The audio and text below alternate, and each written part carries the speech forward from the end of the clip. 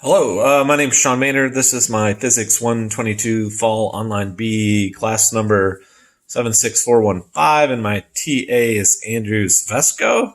Anyways, this is my physics video final end of the year project where we take something in our everyday lives that uses one of the physics properties that we learned this year. So something I use in my everyday life that reflects the physical properties that we learned this year are I'm a pretty avid shooter, and as I'm sure that you can agree, firearms use a whole bunch of different physical principles in and of themselves in their operation and in what they do. For example, you have projectile motion, where you can use point of aim and the distance that the bullet travels from the end of the gun to the target to figure out how much it drops and essentially create a path of the projectile.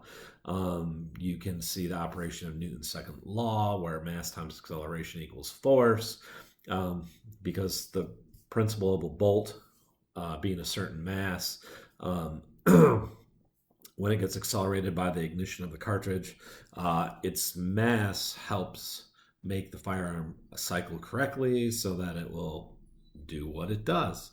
But one of the most easiest physical principles that firearms use is oscillation, because the bolt, essentially a mass, is on the end of a spring, the recoil spring, and it reciprocates back and forth in order to accomplish its operation.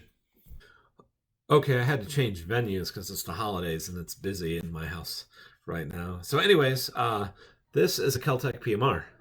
It will be the firearm that I'm going to use to demonstrate oscillating motion. Quick overview: it is semi-automatic. It's a straight blowback design. So, as firearms go, it's probably the closest representation of that's not full auto of a oscillating spring, because most firearms, especially with larger caliber firearms, they have a locking mechanism that's delayed blowback. So it's probably not true oscillating motion. But anyways, I have a second one that I've taken apart, and we'll look at that so we can see the particular pieces. So that's the bolt right there, which is essentially the mass. That's the end, on the end of this, which is the recoil spring. Okay, here is the bolt assembled.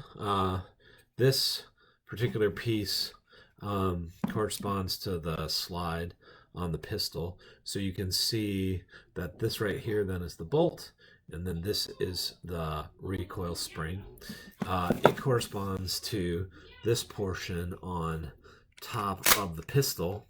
And so to kind of give you a brief overview of what's happening.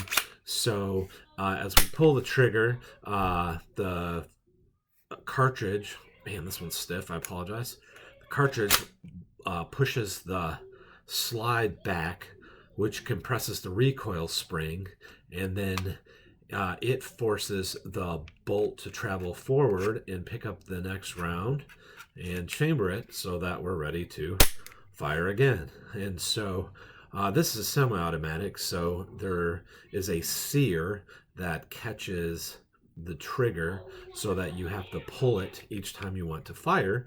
But in a fully automatic weapon, the slide would just go back and forth like this, as long as you held the trigger down and as long as you had ammunition, resulting in oscillating motion from a spring. So next you're going to see the range video where I'm demonstrating the PMR. I apologize kind of in advance. The range people were a little crazy with the safety, so we kind of had to get like a sort of from behind view of me firing the pistol because they were concerned about the safety. You going? Yep, it's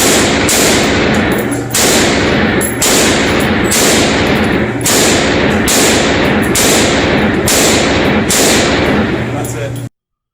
So there it is. Physics in my everyday life. Thank you. Hope you enjoyed it.